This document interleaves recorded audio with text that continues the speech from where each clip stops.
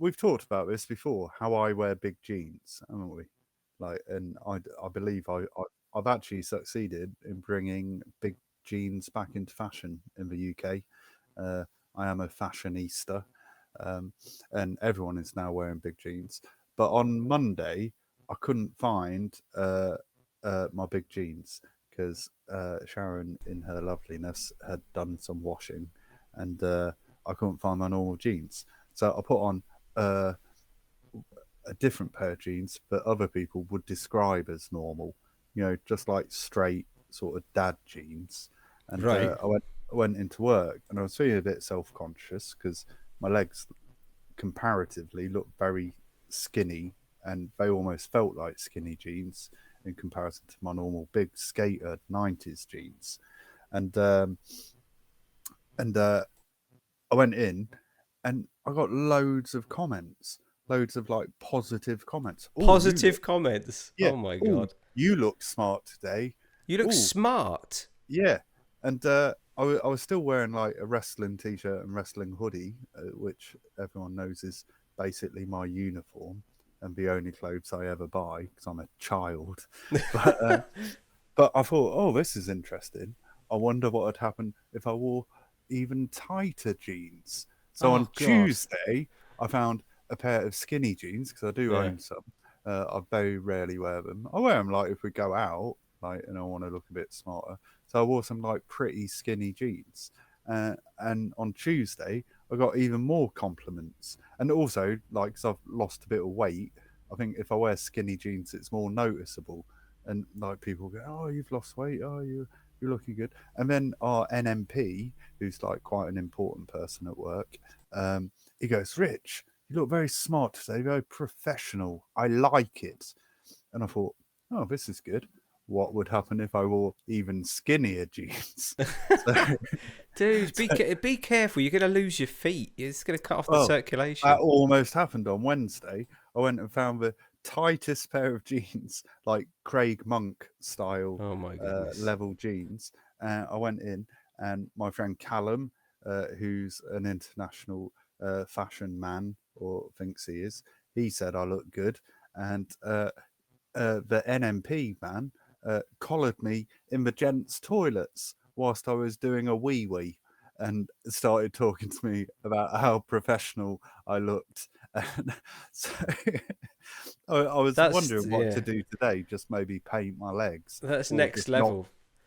not wear trousers at all. But I literally couldn't find any tighter ones. I don't So know. the Yeah, experiment where not do you failed. go? Where do you go from the tightest possible trousers that you can wear? I guess it would just be booty shorts, right? Or women's trousers. That's where Craig used to go, innit? You go to Yeah, like yeah. You used Taboo to. or Yeah. something, and like buy girls skinny jeans. So yeah, so that's been how I've been entertaining myself this week. What have you been up to? Not wearing women's clothing. I've mostly just been working and oh, I had 2 days off. That's right. Yeah, I Um, know you haven't mostly been working because yeah, it's like been bank holiday week in Spain yeah. again. We got 2 days off because some Spanish people had a fight about 200 years ago, and the locals won. It was a scrap. I won't go into historical detail, but Please basically, don't. the local people in Zaragoza have got a reputation for being heroic, and it came from several specific battles that took place in the 1800s.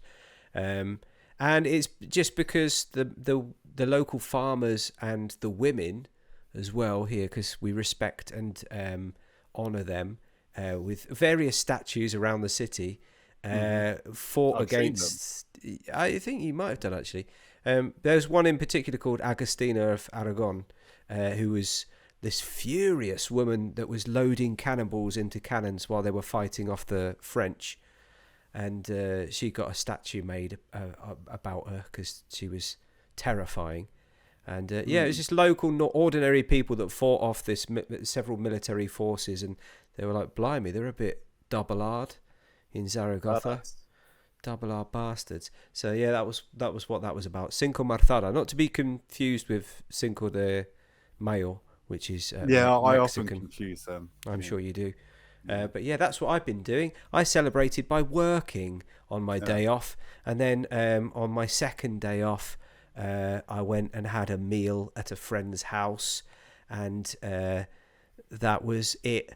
I can't remember what I did with the rest of the day. Probably more. Oh no, I had some more work. Yeah, I did some more. I've celebrated my days off by working, as is my want. I'm a pure blood capitalist. You know, I can't help myself. Well, it's a week and 1 day until the best day of your year, isn't it? My birthday. That's in June. No, I'm coming to visit. Oh yeah, forgotten about that. Yeah, that's true. That's happening. So we'll be doing, if we have time, because you're here for I think 3.5 hours. We'll do a quick podcast if it's possible. Yeah, absolutely. But you're literally arriving on Friday evening. Or maybe I'll stay up past 10 o'clock. Neither of us can manage that. We're middle aged now. You'll get here. We'll eat something. We'll have a glass of milk and some cookies each, and go to bed. And then we'll get up on the Saturday and go and do the thing that we've got to do.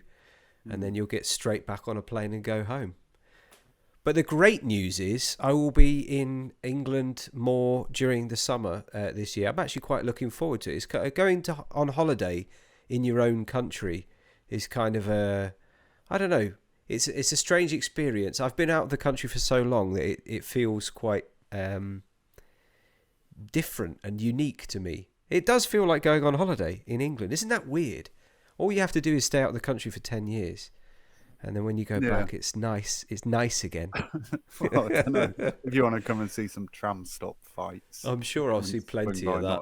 I'm going to Stevenage, so I'm definitely going to see some violence. Anyway, talking about random violence in the street, that's directly connected to today's theme, which is... the title is Recovering, but maybe you'd like to dive into what that actually means as you're the expert. Well, yeah, we've never really fully gone into it on this podcast, have we? But I am what some people would call in recovery from various addictive habits that weren't particularly healthy physically or mentally. And me and you did a podcast maybe 3 or 4 years ago, wasn't it? About it was I used to do a little video podcast channel and around addiction, because everyone who gets into recovery wants to tell everyone how great it is and how great we are. It's part of the process. Yeah, absolutely. And it's like literally a pattern that fucking most people go through. And thankfully I've sort of been through that, and maybe I'm not so self-egregious about it now. Is that the right word? I don't know. Yeah, sure. But yeah, we did a podcast 4 or 5 years ago now, and it was called My Mate Ben, and it was basically you just telling me what a shit I'd been for the last 20 years. Yeah, I enjoyed that. Yeah, no, it was really, really healthy. Let's do that again. Yeah, well, I think that's basically what we're going to do. But yeah, I don't want to make it all about me. But like, I'm coming up to 6 years of no mind or mood altering substances. So that's the old booze and anything else like pills and powders. And yeah, I think it's something that affects a lot of people. I know, like, we've got friends that it affects, and family members, and I think everyone is sort of connected to addiction and hopefully recovery in some way or another. I also work in that field now, which again is a pattern of people in recovery. We kind of I think there's an element of wanting to give something back, but after a time the nobility of it becomes lessened when you just get jaded. I wanted to ask you about that, because I know that the area that you work in is I mean, most people wouldn't want to do it. It's incredibly stressful. You see a lot of terrible things. You see people at their worst. You see reflections of yourself from your own experiences. And I don't know, what is it that keeps you? I mean, you answered this question last week when we were we briefly spoke about jobs, and you said, well, at the end of the day, it's the salary, which is completely true and honest, because nobody wants to do anything for free, but especially nobody wants to do a hard job for free. Of course, you've got to be compensated for it. But since you're kind of like knee deep in the problems that you had to overcome on a daily basis, like, how do you deal with that? What keeps you going? And do you ever find yourself, like, do you reflect on it in terms of your experience, or do you get tempted, or do you know what I mean? There's about five different questions in one question there, but yeah, just I think I have a real problem with empathy. You know, if I do. You're in the right job then. Yeah, no, let me go into a bit more than that. Yeah, I'm shit at empathy. No, I think I have a real problem with empathy if it's not something I can directly relate to something I've been through. So if someone were to come up to me and tell me my mum's just died, I'd be like, oh, yeah, shit, sorry. That's annoying. Yeah, that's really sad. Right. And I won't be able to like fully relate to that until, you know, God forbid, one day I go through it. I mean, it will happen. I don't know why I said God forbid, but when it comes to like addiction and some of the things that go around it, I've experienced some of that. You know, like I was quite lucky in my addiction. Like I work specifically with homeless rough sleepers or people that are like in hostels and stuff like that, and I was lucky in as much as I didn't get that far down that line. You know, I was I hate the term functioning addict, but you know, I had a house and a job most of the time. Well, I had a million jobs, like we discussed. Yeah, you had too many jobs. Why do you have a problem with that phrase? Because it's something that you've said to me several times. What's the problem with functioning addict or functioning alcoholic? Why does that? I think it suggests that there's something functional about it. You know, driving on the M25, you know, around the outskirts of London with a litre bottle of Smirnoff in the cubby thing in the middle of the glove box, passenger seat. No, the thing next to you. You know, like getting in the way of the gear stick. That doesn't seem functional, and a lot of my sort of behaviours weren't, you know, didn't lead to any sort of functioning life. A lot of the sort of choices I made it wasn't functional. Like my dad's a functional human being, you know, and always has been. Like I couldn't function without putting a substance in my body.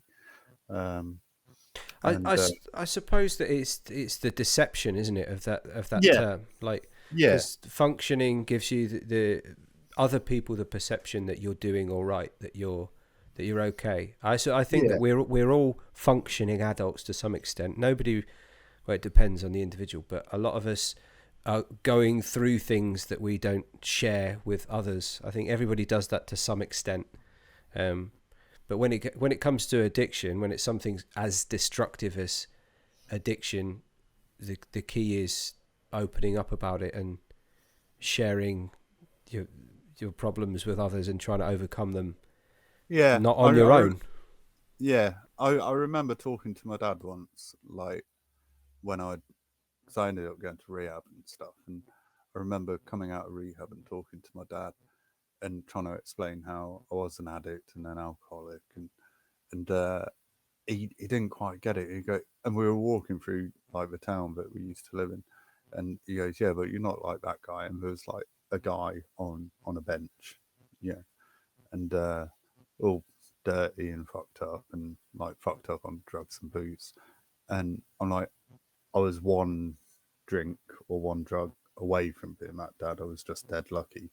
And I think the public face of addiction is that homeless guy, you know, that classic sort of view of a homeless guy with a bottle of wine, Yeah. and it's not always that, but I very much could have been close to that. I did an interview with. I was on the Beeb. I was on like BBC News.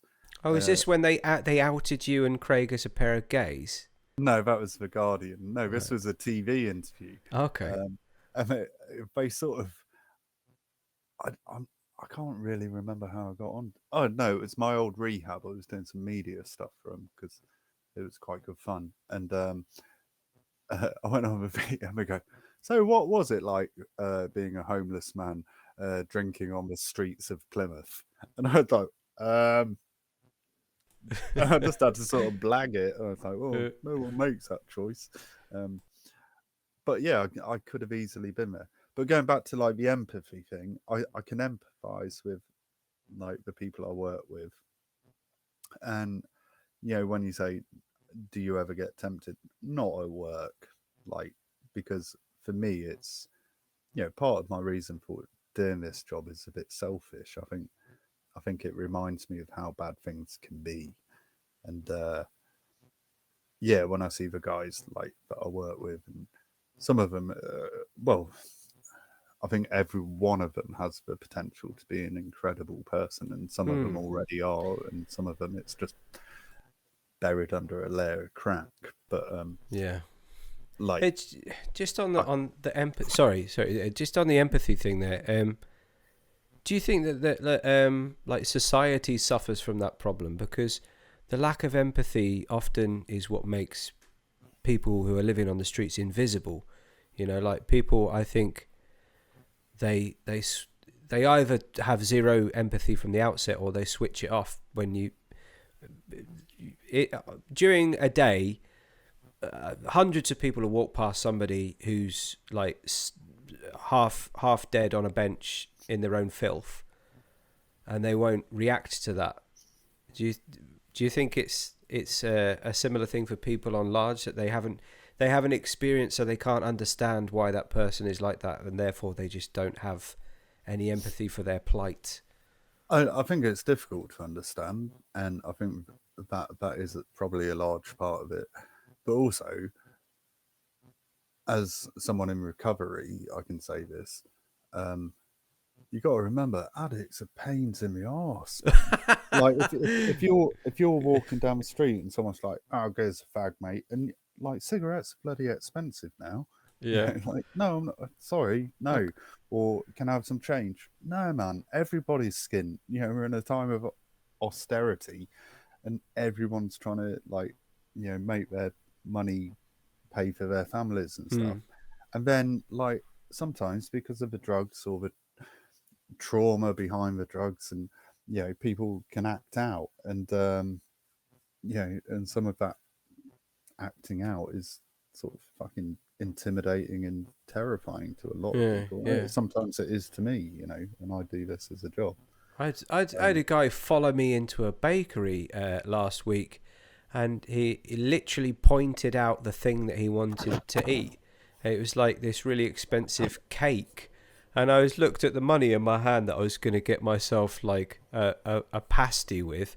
I hadn't eaten all day. I was like just trying to like nip in somewhere between jobs and get something to eat for myself. And this guy just had never met before came in with me and goes, "I want that one there. I want that one." Like something out of Little Britain.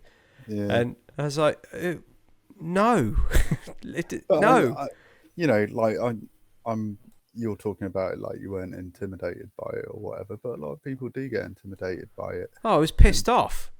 Yeah, or a lot of people get pissed off, and you know, but also you've got to understand that that guy needed to eat that day, and that was his way of doing it. You know, a lot of people ask me like, do you give homeless people money, or should I give homeless people money? And generally, I don't. Like, I can't when I'm working, but if I'm out on the street and someone asks me for money, I'll say no, but I'll buy you a coffee, or I'll Yeah. buy you a sandwich. And you know, there's a guy just put a comment in the live, and oh, this is a X Factor fucking story. So I was working with a guy a couple of years ago, and I took Lily into Nottingham, and my daughter Lily. I took her into Nottingham, and we were going up to the castle, and we walked past this guy, and he sort of said hello, and Lily was like, "Who's that?" And I said, "Oh, it's someone Daddy works with." And Lily, like, she goes, "Should we go and buy him some cookies?"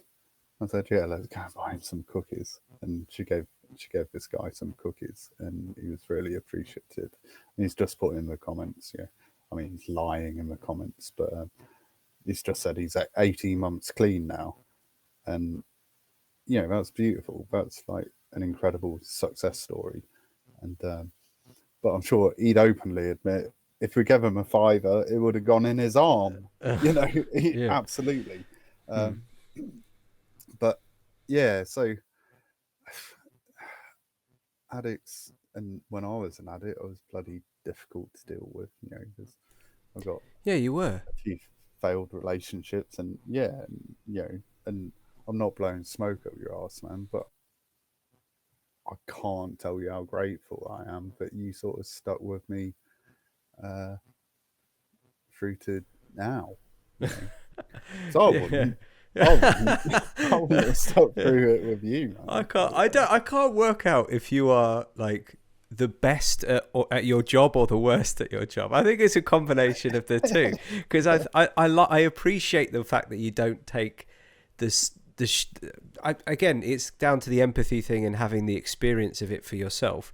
You don't take shit off people because you know that game, because you've played it yourself. You know the tricks, and the deception and things like that. Well, I think it's a necessary thing when you're living in addiction rather than recovery. No matter where you are on that spectrum, let's say celebrity addicts are one end of the spectrum. They've got all the money in the world and like fame and fortune.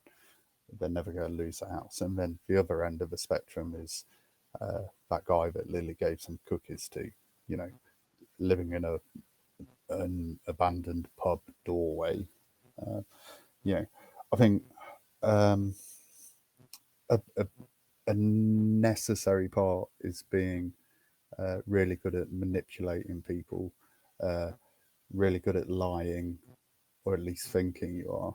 For sure. And really good at marketing. I was in marketing, and I think that skill set is necessary to survive that sort of environment that you find yourself in. And again, that's because again, it brings you back to that whole functioning addict term that you hate so much, and I think this is why you dislike it, is that the whole functioning part is you're constantly trying to convince everybody that you're okay, or at least keep them away from your addiction so they don't ask any difficult questions and try to make you change your ways or stop doing what you're doing.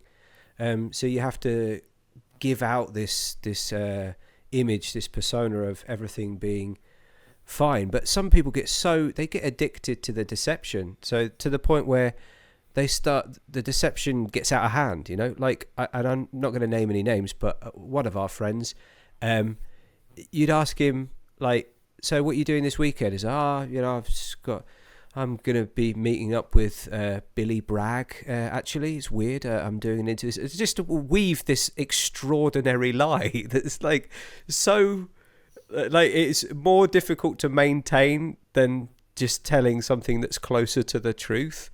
So it's just weird how people get wrapped up in that kind of stuff. And I think there is a lot of look. I don't know what YouTube's guidelines on this stuff is, but drinking and doing drugs is fucking wicked. Like, I'm not gonna lie. Of course it is. When it's kind of fun, it's still fun, isn't it? Yeah. It's only when it becomes. We're not promoting it. We have to say that now. Absolutely not. but it's a problem when it becomes a problem. And I think when it becomes a problem, you want to keep people away, and you want to maintain the sort of illusion that everything's all right. And I see that with the guys that I work with.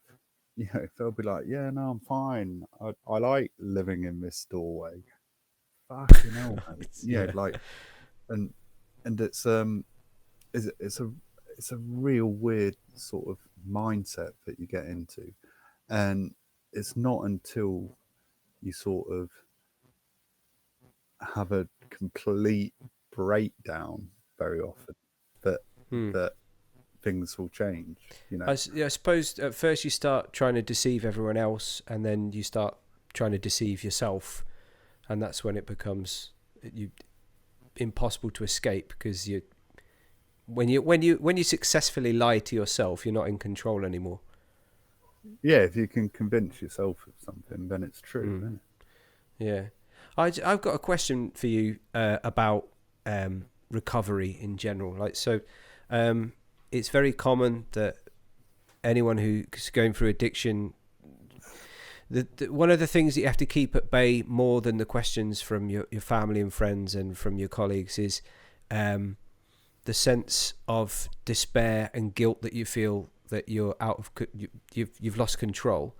And sometimes you have these moments of revelation where you decide, or you have a sensation that you want to stop, that you want to quit, and it's powerful enough for maybe however long, and maybe you even start the recovery process. But what was it for you that was different between all of the times that you tried before, or you thought about it before, to the most recent time that has brought you to where you are now? Like, what was the difference between those moments and the moment that, if you want, was successful, the one that's made you change your life? And Yeah, that's an interesting and slightly incredibly difficult question. yeah, I know.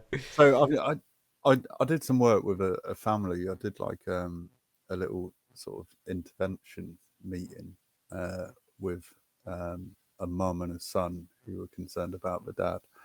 And the son asked me like, well, "Why can't you like stop drinking?" He was a drinker, and I said to him, "I don't know the best way to describe it, but this has just popped into my head." And you remember when you were a kid and you get in a swimming pool and you used to like time yourself how long you could hold your breath, Right. Yeah.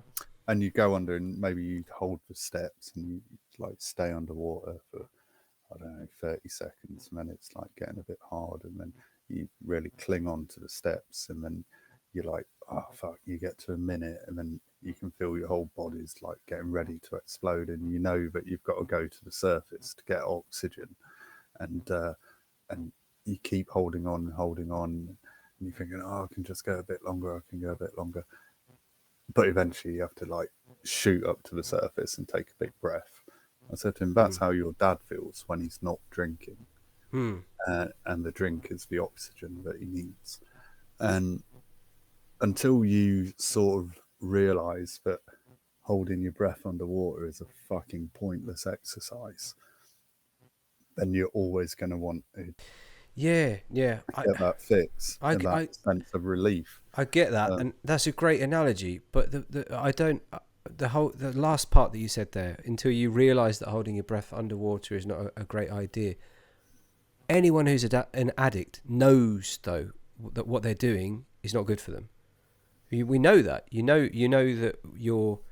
I mean, I've struggled with alcohol abuse my whole life, like most people. I think from our generation. I want to talk about that a little bit later on, but I think we grew up at a time where it was actively encouraged, and that growing up around pubs and all of that.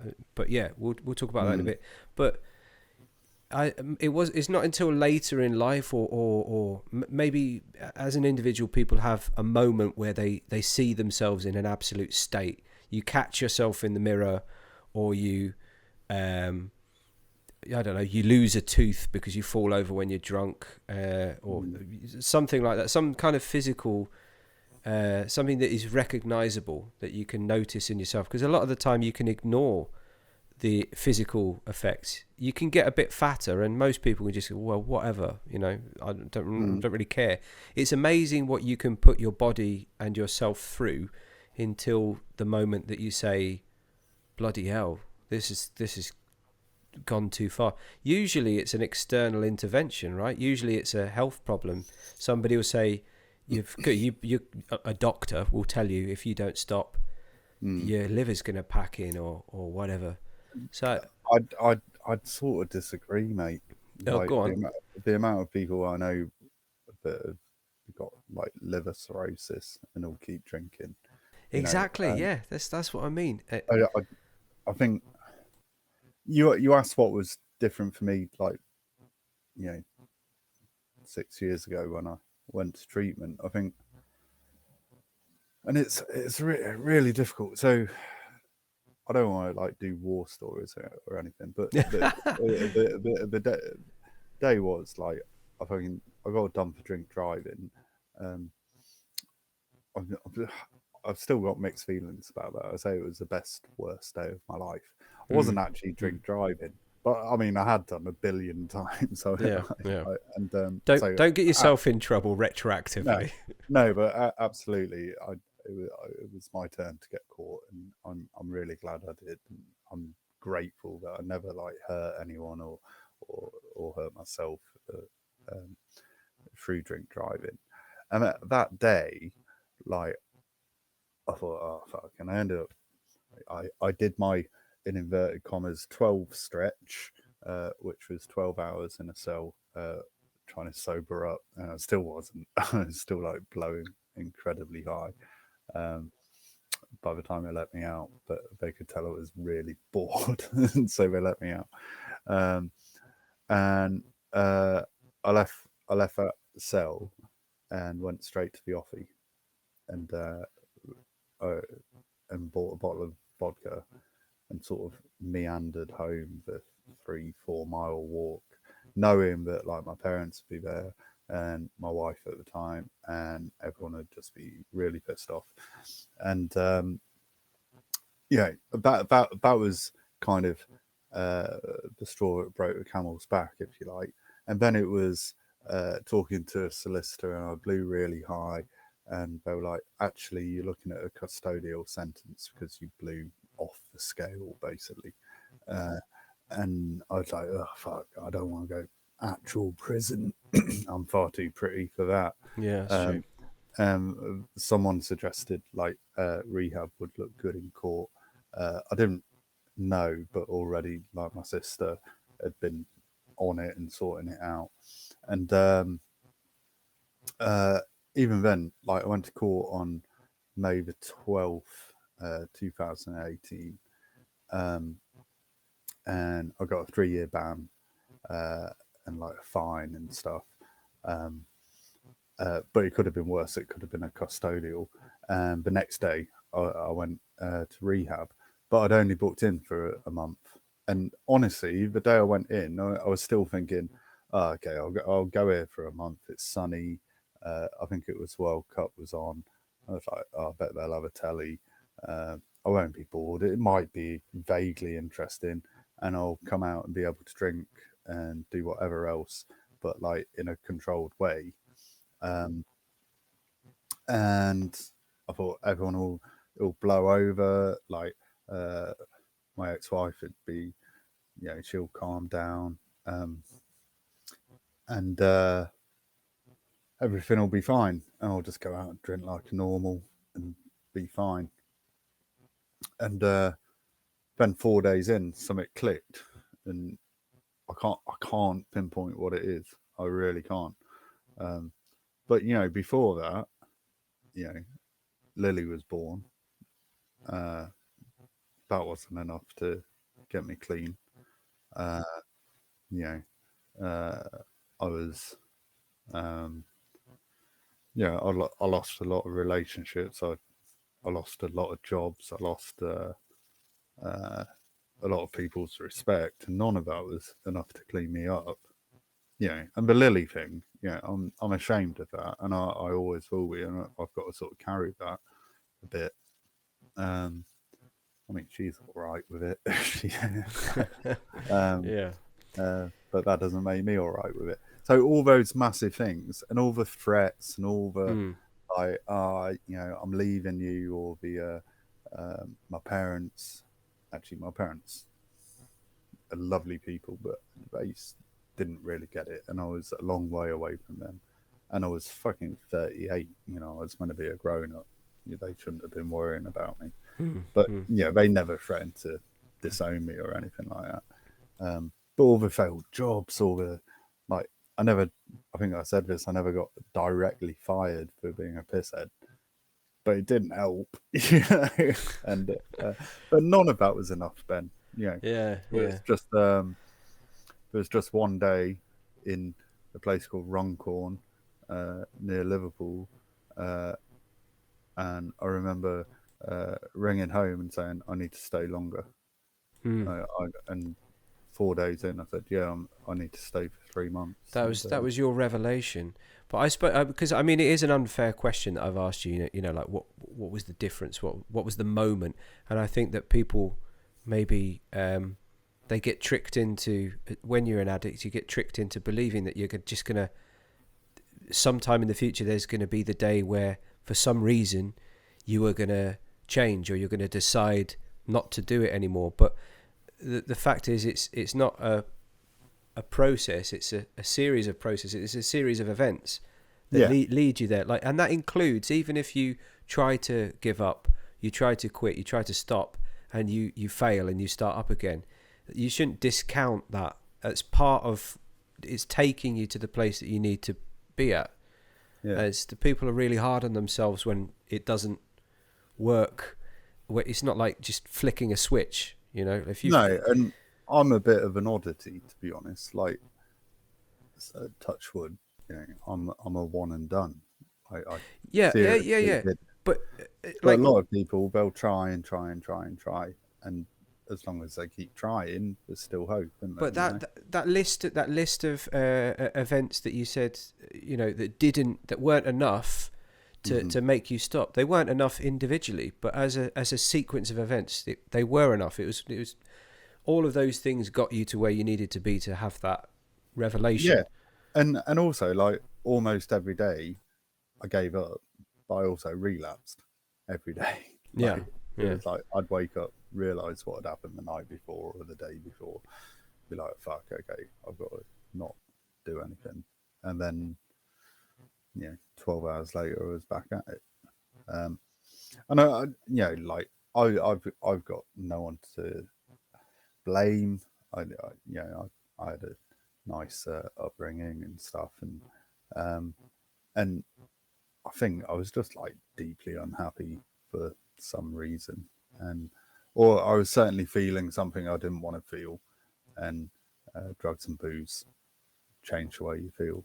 But I think we're concentrating a lot on sort of the darker times, and we called this recovery for a reason. I know we have to give a little bit of a backstory to stuff, but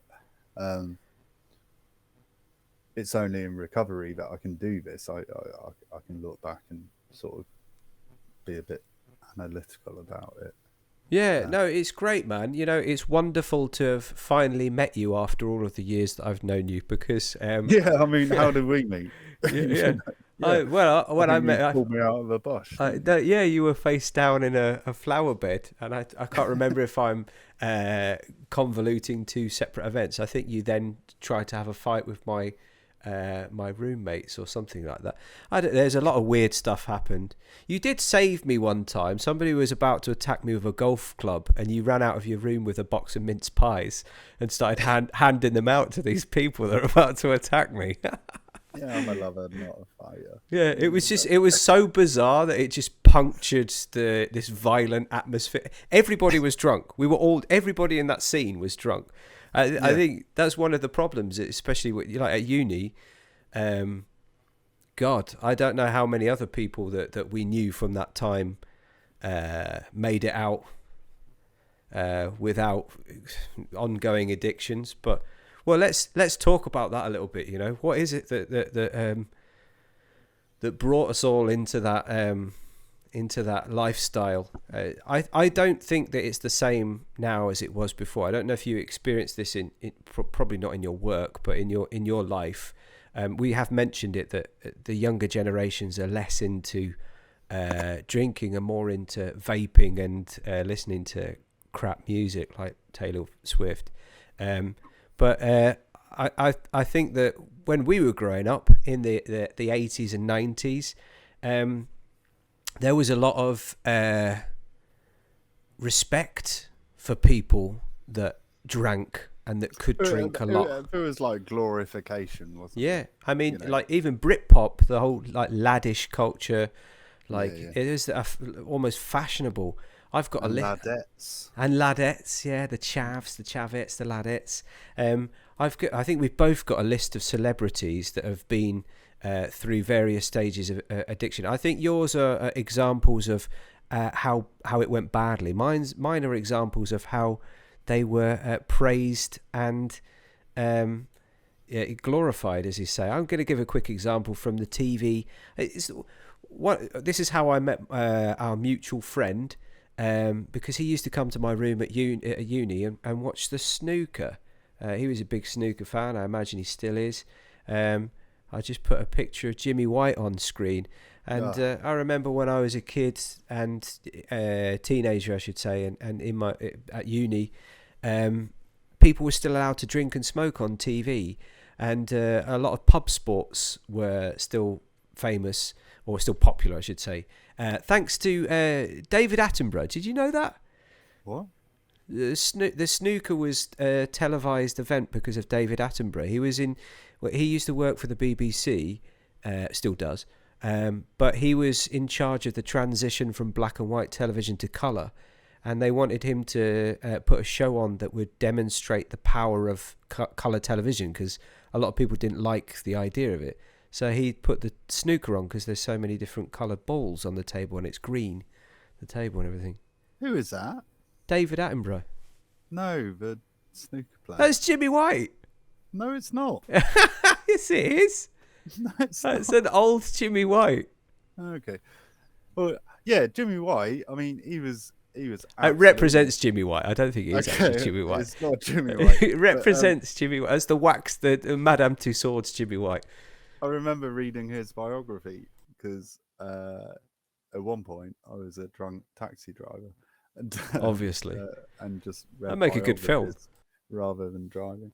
And I remember reading his, and it was just a book about amazing drinking stories. And one of the best ones was when his brother died. They all got pissed, and they were like having a pre-funeral wake. I don't know. Does that make sense? Like they're having a party the night before the funeral, and Jimmy White was like, "Fuck this! My brother would love this. Let's go and get him."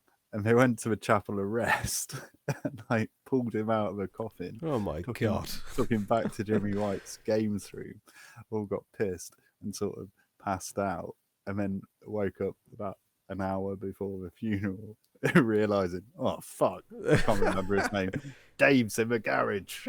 Fuck, we got to get him back. And had to like drive this corpse Oh man. back to the funeral home and try and explain it. But the way he writes about it is fucking hilarious. Yeah, it is But actually, hilarious. It's fucking sick. You know what I mean? I mean, it couldn't happen without the influence of alcohol and various narcotics. Yeah, stuff like that doesn't take place in the sober world, and for a good No. reason, because I kind of feel like you're more likely to get arrested messing around with dead bodies as a sober person. Just don't do it if you're drunk or sober, listener. But yeah, the reason that I brought him in is because number one, he was an idol of a lot of people the same age as me, and number two, like every time they were on TV, they were always drinking and smoking. Another example of the pub sports that were televised was the darts. I don't know if you've ever watched the darts. Did you follow the darts? Like Bullseye. This is Andy Fordham. Do you remember Andy Fordham? He was Yeah, champion. yeah, big fella, wasn't he? Look, he's a huge fella there. Look, he's on screen there. He ballooned up to 31 stone. He used to drink 24 bottles of lager before he even stepped up to the hockey. Yeah. That's pre-game. And he was on Celebrity Fit Club. That's how because he's in pretty good shape nowadays. He went to the doctor. Yeah. He went to the doctor and they said that his liver was operating at 25% capacity, which isn't surprising for a man of his stature and habit. But yeah, I just remember always seeing these men on TV drinking and smoking, and it was allowed, it was promoted, it was in advertising. It used to be in films. I mean, a lot of the James Bond films that they broadcast nowadays, they've used CGI to edit out the cigarettes because everyone was always smoking and drinking. Yeah, but it's just a common thing. And I've got one more before we move on to yours. But I think this is someone that, well, our mutual friend was a big fan of, but I think you probably were too. The famous actor and rapscallion Oliver Reed, with the quote on screen there. I have two ambitions in life. One is to drink every pub dry. The other is to sleep with every woman on earth. And he died as he lived, with a glass of alcohol in his hand. He literally dropped dead during a drinking session on the set of was it Gladiator, wasn't it? That was his last film. Oh yeah, God, I forgot He got into a drinking session with some sailors, and I got some stats here. It was in a pub in Malta where they were doing some of the scenes. In fact, he died before he'd finished his part, so they had to kind of cut together some of the reels.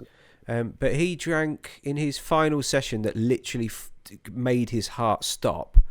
He drank 8 bottles of German beer, 3 bottles of Morgan's rum, a bottle of Famous Grouse whiskey, and then some more whiskey after that. And the tab came to $866. I don't know why it's in dollars. It'd be in euros. But yeah, that's made his heart stop. But he was always kind of idolized as this masculine dude with a drink in his hand. I just thought he was cool as a teenager. I just thought he was the coolest guy on earth. And I get that. I really get that. And you're gonna slate me for this, but like, in my sort of last year of drinking, one of my favorite TV shows, you'll have never seen this, was a TV show called Geordie Shore, which was like a reality TV show with a load of Geordies, and they'd literally just go out and get pissed and get in trouble and fuck and party and and I used to love that show. And literally a year later, when the next series came out, I tried to watch it, and I was sober then, and I couldn't watch it. And like, just looking at that picture of Oliver Reed and remembering like when he was on, was it Parkinson or Wogan? He just started singing in the band. 7 years ago, I'd have been like, that's funny. But now I look at that, and I think that's really sad. No, absolutely, and that's what I want. One of the points I want to make is that I think as an impressionable teenager growing up, you just see the kind of rebellious side of it, the rebellious nature, and I think that was very much taken advantage of with like lad culture, like you said before. Like they knew who they were marketing to. And we didn't know really much better. I think that the younger generations now have maybe got a clearer idea around those types of things. They certainly drink less than we did in the past. And that's good. I fully support that. I think it's great. And I agree. Like I know that interview that you're talking about. It is sad. It's desperately sad when you look at what these people were going through. Like, Ernest Hemingway was another one. You know Ernest Hemingway. Everyone knows he shot himself. I I don't know if many people knew that was when he was in recovery. It was the only Oh, time really? in his life when he stopped drinking. He was dry for 2 months, and it flung him into a spiral of depression. And one of the reasons that people often don't talk about with addiction is that, well, you mentioned it briefly before, but you're using something to mask some uncomfortable and difficult feelings. What happens is that they don't go away. You're just like freezing them temporarily. Hmm. When you stop using whatever you're using to mask those feelings, they unfreeze times however long you've been had them frozen for. So it's like Yeah, a yeah, bomb, an emotional yeah. tsunami. A big saying in recovery is one of the best things about recovery is you get your emotions back. Yeah, but all at One of the once, worst, all at once. one of the worst things about being in recovery is you get your emotions Yeah, back. yeah. I And, can. but there's quite an interesting theory actually about addiction, and it, yeah, Sharon will attest to this absolutely. Like, there's the idea that when you sort of start seriously using, that's when you stop developing emotionally, and Hmm. um, sort of life skills and stuff as well. But I'd say mostly emotionally. So for me, I was, by the time it was like a big problem. Like, when did I meet you? When I was 19. I suppose it was becoming a big problem then. So let's just say I'm a 19-year-old, but in a 38-year-old's body by the time I found recovery, Yeah. and trying to deal with having a child, having a family, having a wife, having a mortgage, having a proper job. I'm a kid, you know. And you could argue that my drinking actually started when I was about 15, and try doing all that when you're 15. It's really difficult to cope with. And part of getting into recovery is developing that emotional maturity. And I'm not saying I'm mature. I'm catching up to probably where I should be. Hmm. I still don't think I'm where I should be. Um, when I look at normal people, Yeah. Um, I thought you were going to say but when you look at your collection of wrestling belts, but yeah. oh yeah, Yeah. when I yeah, yeah, right. But like, it's a process, and I think that's one of the most difficult bits about recovery, realizing you've got so much catching up to do, Hmm. and that can be too daunting for people. It sounds like that's what it was for Hemingway. I didn't know he was sober when Yeah. That was I the know first time in his life, in his adult life, that he'd been in, because he started drinking when he was at 12, I think he says in his biography. But right. he was again, he was during his own lifetime celebrated for his alcoholism. Like, that was a part of his personality that became uh, part of his living legend. So I think there's an element of trying to live up to other people's expectations if you're in that situation as a celebrity, which brings us nicely onto the first image of all of these people here. Harry Potter's on that one. Bloody hell. Oh no, so this is the good one, Ben. Is that the good one? Have I started with the wrong Yeah, one? yeah. Oh well, I mean, let's fuck the bad one off. Like, Okay. the bad one is a load of people who are now dead because of their Mm. addiction. Yeah, I'll just rattle some names off. Amy Winehouse was like a massive one. Marilyn Monroe, Elvis. I don't know. Think of some dead. Think of a dead Uh, celebrity, and there's probably I just drugs or booze I'll involved. flash it up. Okay. There's the bad Um, one. yeah. So all these Is people that who Tina Turner? no, I think it's Whitney, isn't it? Or is I it don't Whitney? know. I can't Sorry. see the image. I don't think she is dead, but I Kurt don't think. Cobain. Yeah, and drugs and alcohol were involved in all these deaths, and you look at the amount of talent and the amount of there's Philip Seymour Hoffman. What an Mm. incredible Yeah, actor! yeah. Yeah, Yeah, he's good. uh, I mean, this is an awful image. I wish I could have found a better one. This is like just actually, this is cheesy as fuck. This is one thing about recovery that pisses me off. No, badly photoshopped images Yeah. with a cheesy line like "drugs kill dreams." Yeah, I, anyway. But yeah, there's some great guys on there, isn't there? Michael Jackson, Yeah. Marilyn, Is that Elvis. Meatloaf in the corner, in the bottom left-hand corner? Is that a young Meatloaf? It couldn't. He's I've not no, dead, is he? it's Or on is the he? after face.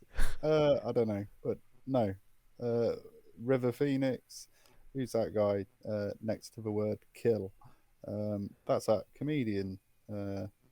I, no, Anyway, look, that guy. you could take it off the screen. You could put like 1,000,000 people on that, couldn't you? You know, and they're just famous people. Never mind, you know, the amount of mothers and fathers and brothers and sisters and friends who have died from addiction, you know, and all that wasted life and all that wasted potential. And yeah, it's just sad that, you know, that many people die from it. But on a more positive note, these are all people that are still alive. And well, I didn't actually check before I sent you that image, but I think everybody on there is still alive. And all these people are lovely and successful. Oh, All Taylor had, bloody Swift, give it a rest, man. yeah, they've all had issues with substance use. We don't call it misuse anymore. We just call it use. So there's some great people on there, and I can think of some others that aren't on there that I can't see. But yeah, like Eminem, who knew? Like I didn't know. He's like 30 years. You know, Yeah, not yeah, yeah. touched anything. Elton John. Yeah, I mean, Drew Barrymore, I'm surprised to see her on there. I thought that she was.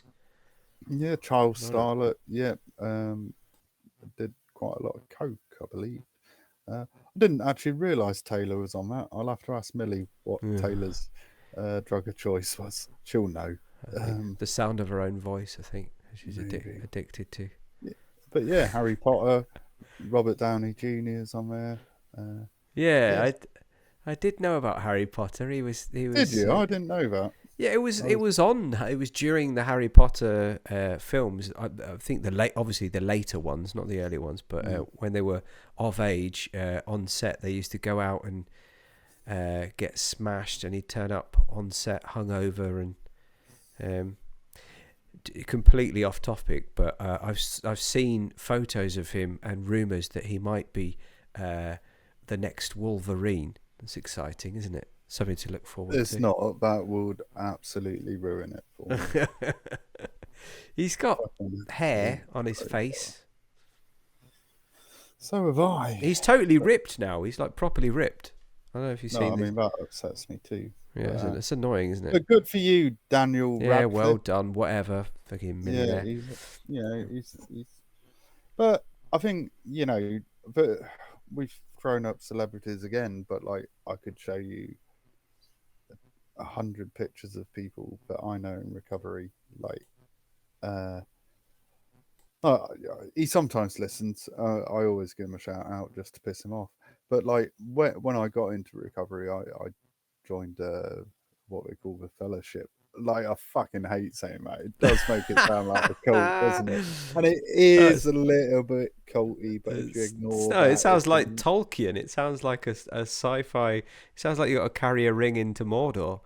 Yeah, but I got what they call a sponsor, and I actually, he's not my sponsor anymore, so I don't follow that model of recovery at the moment. I might go back to it one day, but who knows? But now he's just my mate, and I always use him as an example because he's like, I think he's 17 years clean and sober now, and he works in recovery, and he's literally saved the lives of thousands of people, and he hates like getting called out for it. So I won't say Jerome's name, but you'll meet him at the wedding. He's incredible, but like he goes along and does it and saves normal people. I forget where I was going with this. I think I just wanted to embarrass Jerome a little bit. But oh no, Just this is where I'm going. Right. yeah. And me and Jerome have had this conversation several times. He says to me, he grew up on a council estate and I grew up on a country estate. And I'm like, that's not quite true, Jerome, but okay, we'll go with that. And Jerome, like, has shown me photos of him when he was an OG. And, you know, he's got dreads. His dad was like, in, I'm breaking down anonymity now a little bit. His dad was involved in things, Yeah. and he sort of grew up in that lifestyle. He's been stabbed, he's been shot at, all this stuff. And he showed me a photo of him. I was like, fucking hell, that's an horrible looking bastard. And then I see Jerome now with his lovely little face that I want to smush all the time, and he's the nicest man on the planet.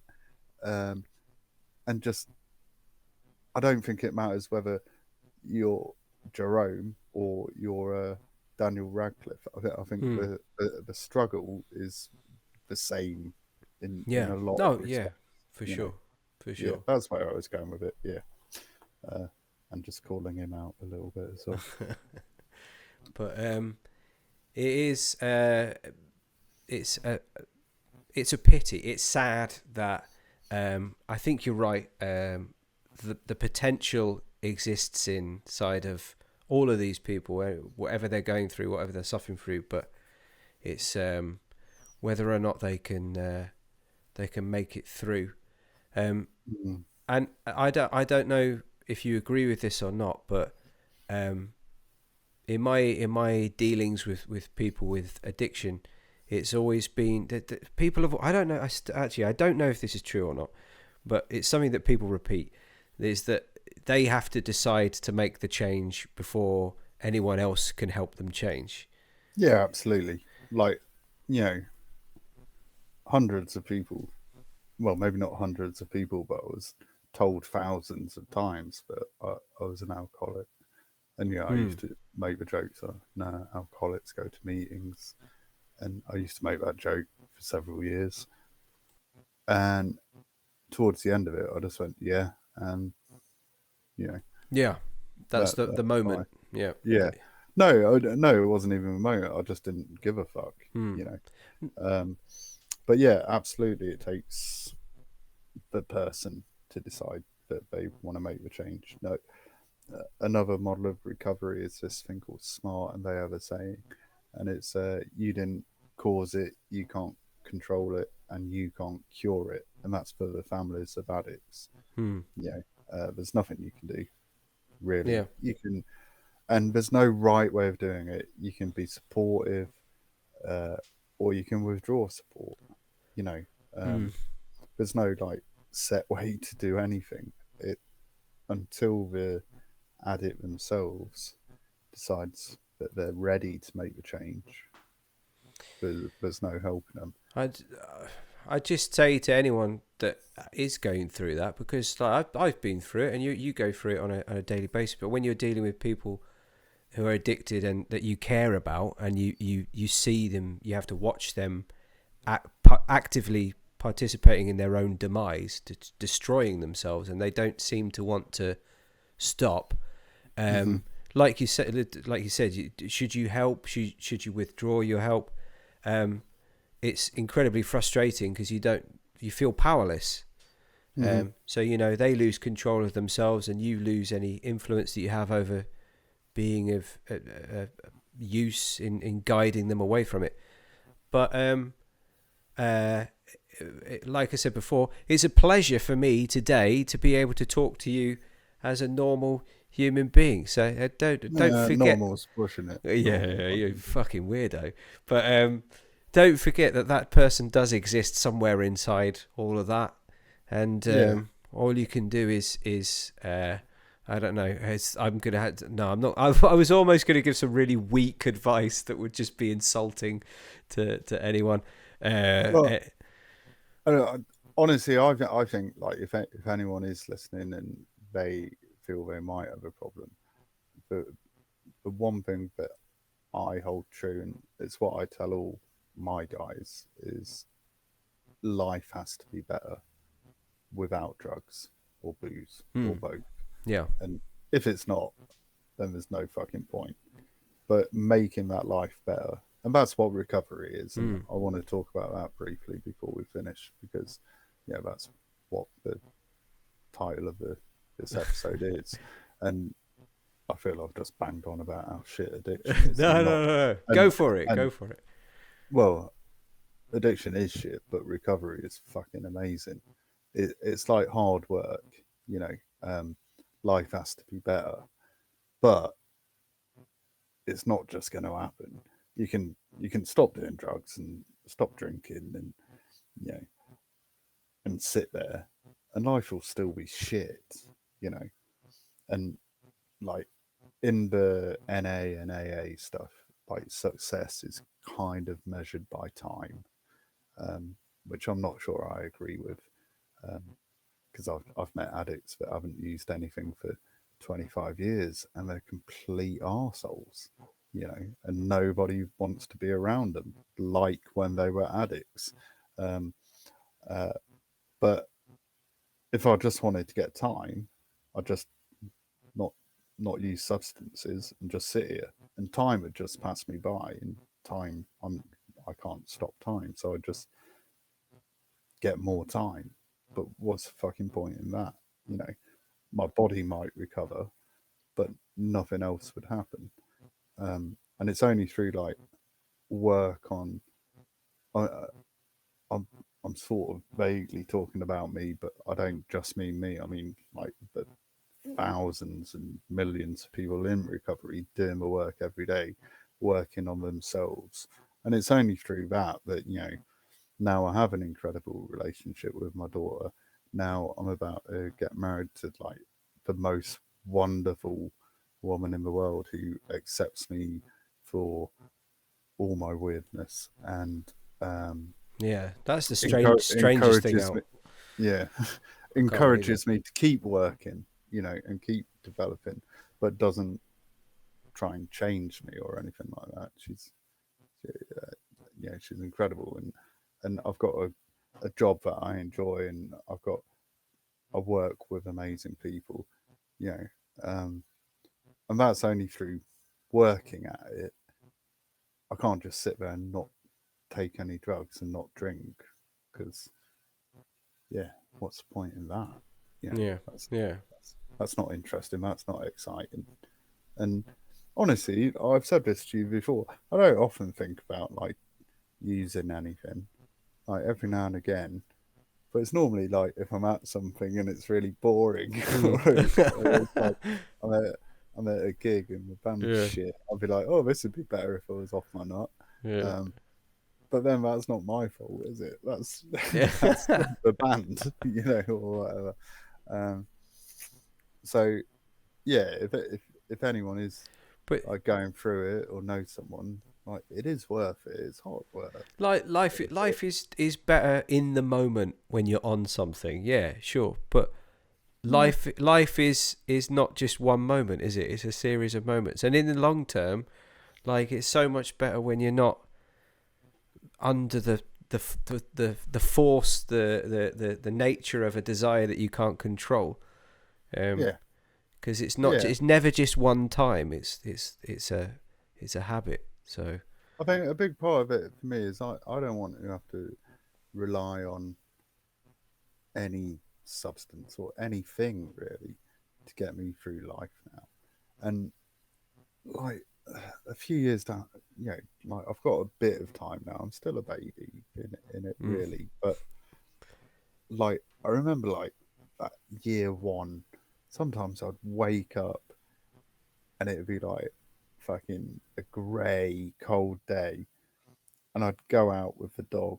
I'd be like, this is fucking brilliant. Wow, I'm feeling this in the moment. Yeah, I'm in the moment, man. Oh, yeah, I can feel the drizzly rain and the pollution on my face. Oh, this is great. You know, I don't often feel like that so much now, but every now and again I do.